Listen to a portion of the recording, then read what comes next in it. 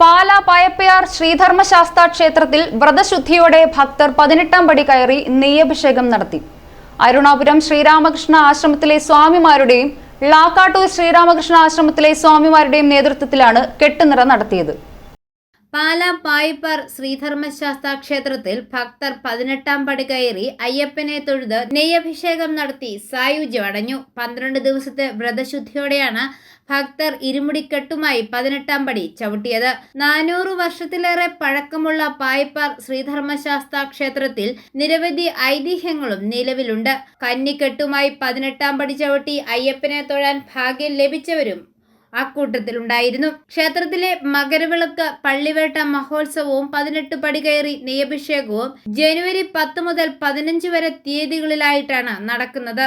108-ൽ പരം മാളികപ്പുറങ്ങളും അയ്യപ്പന്മാരും 18 പടി കയറി നെയ്യഭിഷേകം നടത്തി. അയ്യപ്പസ്വാമിയുടെ പഞ്ചലോഹ വിഗ്രഹത്തിൽ ഭക്തർ കൊണ്ടുവന്ന നെയ്യ് ക്ഷേത്രം തന്ത്രി ബ്രഹ്മശ്രീ പയ്യപ്പള്ളി ഇല്ലത്ത് മാധവൻ നമ്പൂതിരിയുടെ മുഖ്യ കാർമ്മികത്വത്തിൽ നെയ്യഭിഷേകം നടത്തി.